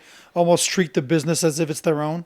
So they put in that extra work without necessarily being asked to do these extra little things because they care about the business, not just their time and their 9 to 5 or whatever their hours are. Yeah. And I think, and I think the reason why I was saying leadership is because it goes back to being that, are you providing an environment that allows for them to have that flexibility to do it? I have a couple of shops that will specifically offer those opportunities, additional opportunities to come in and do a little bit of overtime or come in and work on something specific to the shop. Right. So if the environment is right for them to be able to, people that want to learn how to do something else, somebody that wants to not just remain stagnant in doing the thing that they want to learn how to do ceramic coatings. They want to learn paint correction. They want to, they're doing tinting, but they want to go, work with, some vinyl or PPF or whatever it is in the shop. You'll see that eagerness to want to learn and to grow in the shop. That's going to be the inquisitive ones that are going to ask questions. I think the ones that ask why, too. Yeah. Yeah. So I don't know how much you know about this in particular. I'm not sure what discussions you have with all these different shop owners. Yeah. But, would you say the more successful shops have employees that are working on an hourly basis, commission basis? Do you know kind of what works the best in this business and what shop owners maybe talk about and what works for them? It's interesting because I think all comes down to production, where somebody's at in their career. Normally they'll kind of tell you.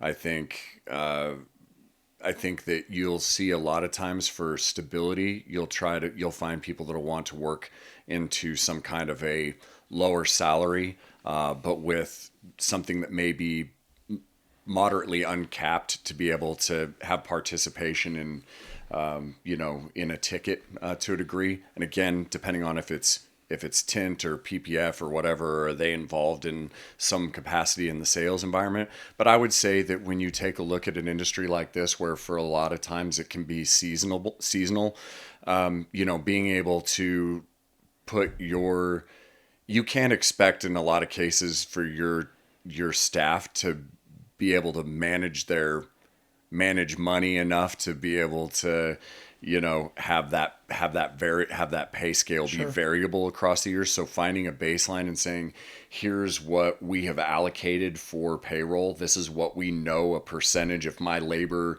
cost is going up and above, I would say 20% probably is probably where you would find that. Any way you can get creative to meet the goals of your business to get them there. Incentive, somebody who's going to be a little bit more experienced is going to want to work a little bit more on percentage. It's like a good salesman. You'll talk to them, and somebody that wants to work for commission, normally that's an indicator that that's somebody they're who confident has found in success their speed and their quality.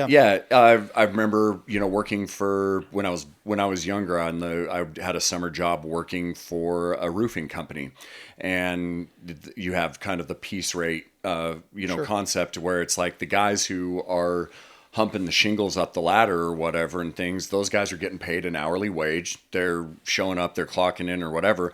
But the guy that's up there on the roof that's slamming it out, they want to get paid by the square. They want to get paid by the amount that they're actually able to install. And if you've got good quality control components inside of the business, and if they're incentivized to turn out great work, and you have management and leadership that's able to go and before something leaves the shop, they're there, I think that you probably can find yourself in a place where it removes it kind of uncaps them a little bit. And I think that would probably generate a little bit more longevity. I don't know. Is that your experience?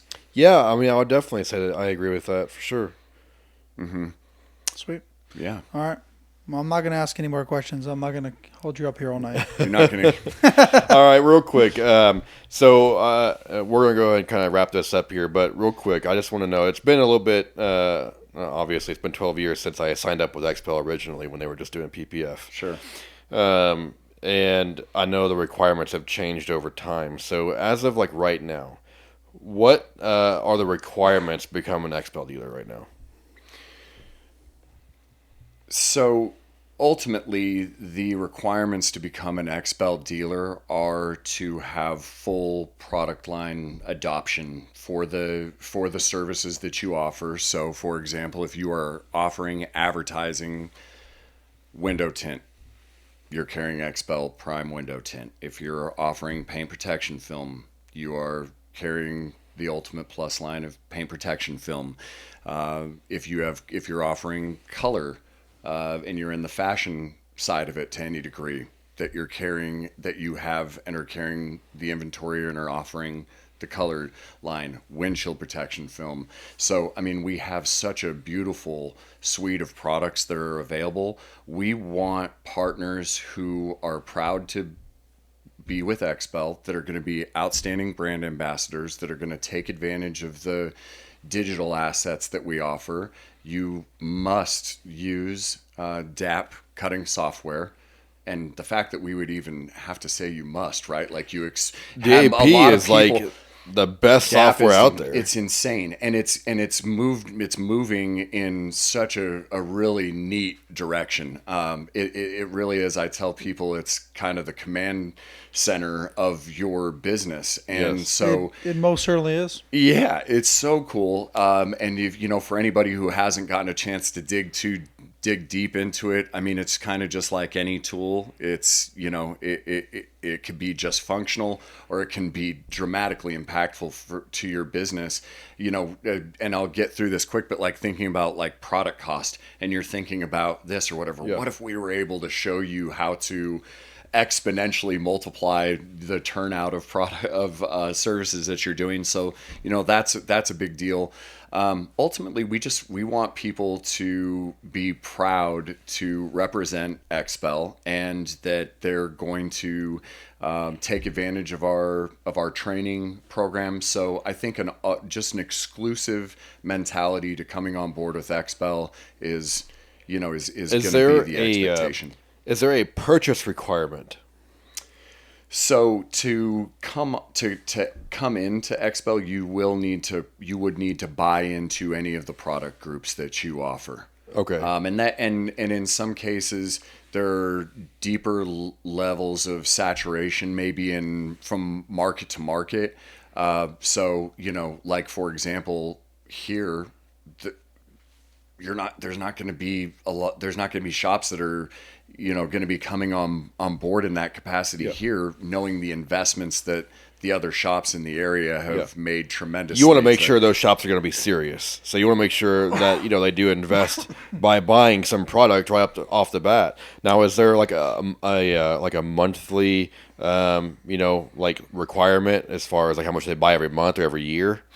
Yeah, so I think that certainly to take advantage of the evolving programs that we are bringing to the table, which are pretty exciting. Maybe we can talk about that. I mean, there is some really cool stuff that XPEL wants to even bring more value than they already are to the table in various programs. As you know, you guys represent the Tesla program, but the relationships that are being built on the OEM side is it's going to be it's game changing stuff that's happening. So I don't think that there's really probably like an arbitrary number that we're going after. But let me tell you this: I can take a look at a shop. I can pretty much identify what the fixed costs of that shop are to operate. I can zoom out and I'll talk about some things like, hey, what's your revenue? What's your product mix? What kinds of things are you doing?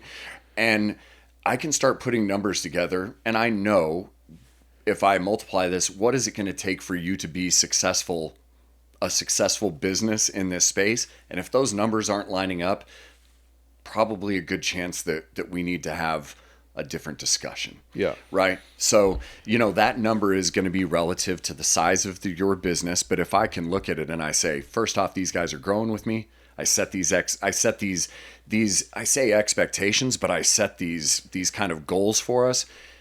Yeah, if you're not hitting that and you're buying a few $1,000s worth of film, and I know that you're doing 50,000, 60,000 plus in revenue on a monthly basis, I mean, we're not serving each other, well as partners. Yeah. Yeah, gotcha. I hope that answers that. Yeah, question. I think it definitely does. Yeah. What I'm trying to get at here is, for any shop out there who might be interested in becoming an XPEL dealer, and trying to let them understand what the requirement is, because obviously, XPEL wants to make sure they're partnering with a serious company that's going to offer their product line. So, I see exactly what you're saying. It makes sense to me. Yeah. Obviously, it's been a little bit different. When I first started, I was committing to PPF, and that was the only thing that they offered at the time was PPF. Sure. Now they offer a bunch of other things, and once you're in with XPEL, you're going to want to offer all of their product lines because all of it's great, and all of it's branded well, and all of it looks fantastic, and they have great media about everything. And so really, if you are a shop that, you think that you're at that level where you want to be serious and you want to partner with somebody like XPEL, I highly, highly, highly recommend it just because, it elevated our business, our brand, our image in general. And the support that I've had behind XPEL that entire time has been magnificent. And I would recommend really any shop out there to at least talk to XPEL. They'll probably pair you with the rep that's in your specific area and have a conversation with them and ask these questions. And I really invite you guys to please just look into XPEL and give them a shot, especially the people out there who might already have negative opinions about XPEL. Just actually call them and talk to somebody, and you will see just by that conversation that you have with really pretty much anybody XPEL, it's going to be a positive experience, and it may change your mind. Yeah, we certainly hope so.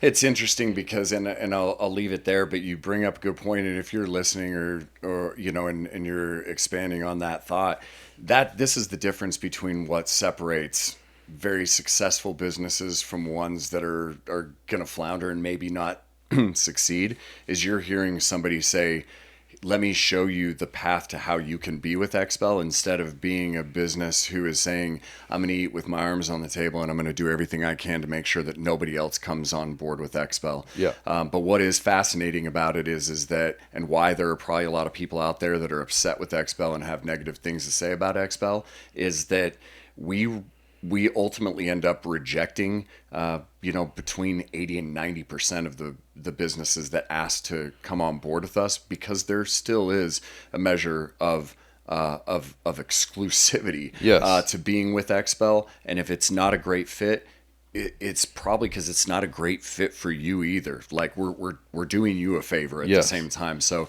but it is interesting being in a sales capacity, and the majority of the work that I do is having to tell people, now's not the time. Maybe not. Yeah, today isn't the day. Maybe, hey, let's talk again in 3 or 4 years. Exactly. So, yes, and I agree with that. I mean, obviously, XPEL has to make sure that they're managing the shops that they partner with as best as possible. They want to make sure they can maintain a good image and have somebody who's actually going to put that foot forward and actually be serious in this industry. And so if somebody wants to at least have a conversation with XPEL, how do they do that? How do they reach out to you guys to get the conversation going? Yeah, so you can just go to xpel.com, and on the main page, there's a Become a Dealer link. I believe it's up in the top right-hand corner. It'll say Become a Dealer. You can click on that. There's, a series of questions that are going to be asked, and then, you'll fill out a form, and then that'll go to our new accounts division and team, and they'll direct that to your local territory manager. They'll be a little bit of a questionnaire, just so we want to get to know you. We want to understand your business, and then see how we can best serve you and then ultimately your community and customers long term. And do you know how long it might typically take for them, once they fill out that form and hit submit, how long does it take for somebody to reach out to them? I got to tell you, we're continuing to grow. We're continuing to learn how we can be as responsive. Admittedly, I've even been in a position to where things have slipped. We are going to always place a higher emphasis on serving our existing partners and making sure that the things that they're working on are being met first. So there are going to be times where the responsiveness may not necessarily be up to what their expectation would be. But you can normally, especially if you're going to be a good fit and you follow the path and the guidelines of what we're asking of you, you're usually going to be in a conversation within a week. Mm-hmm. See, that honesty right there is exactly why I love XPEL and why I like Cody so much, because he's being realistic about it. And so I want to be realistic with you guys as well, is that if you do fill out a form and you hit submit and you don't hear anything, don't get discouraged by that. Maybe they've just been too busy. They got an influx of applications, whatever it might be. Just fill it out again, submit another application, or maybe even call their main San Antonio location and just see if you can't try to reach somebody. But don't give up just because they didn't respond to you on the first application. Yeah, and if you get super mad, Cody's cell phone number is... Yeah, look, I mean, it is. I mean, admittedly, on the spot, on camera, I know that there are going to be shops out there. There are going to be people out there maybe commenting to say, hey, I actually connected, with Cody or something along the way, and it fell off off the cliff. But, and if that's the case, certainly feel free to, reach back out to me or reach back out to your rep. The time may have not been great at that time, but today might be a better opportunity for us to decide, hey, what is this a worthwhile partnership? Sweet. Yeah. Yes. This was fun. Yes. Thank you. I agree. This has been it's been awesome. Yeah, man, it's definitely a great conversation, and I really think that a lot of our viewers are going to take away a lot of great information, and we really look forward to hopefully having you back on the show again. Yeah, thank you. At your next visit. Absolutely. Yeah, sure. Absolutely. So, at least for now, that's another show in the books. All right, guys. Well, again, thank you, Cody, for coming Thanks, out. Mitch. I appreciate you, man. I sure appreciate it. And just remember one thing, guys. If it's not working, it's probably you. We'll see you next week.